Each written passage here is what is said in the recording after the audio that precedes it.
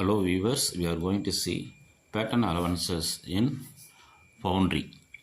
Okay, so first allowance, there are 5 allowances. The first allowance is trapped allowance. The trapped allowance is a slight taper or angle given to the vertical surface of the pattern.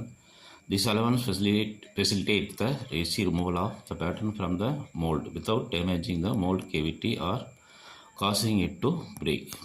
Okay, this is called trapped allowance. The second allowance is shaking allowance. In pattern making for boundary, the shaking allowance, also known as withdrawal allowance, is a small negative allowance given to the pattern. This allowance compensates for the slight enlargement of the mold cavity caused when the pattern is shaken or vibrated during the removal. Okay, machining allowance.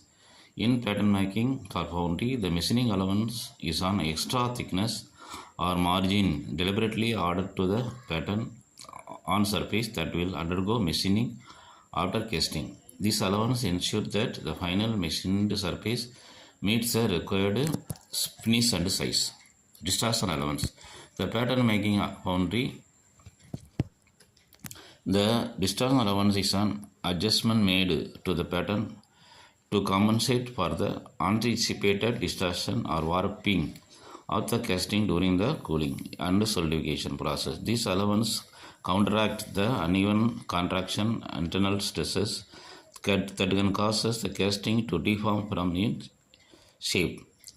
Shrinkage allowance. It is the allowance given to the pattern for the contraction of metal as it cools and solidifies from its molten states. Okay, in this pattern is made slightly larger than the final casting size. Okay, so these are the 5 allowances. Okay, thank you.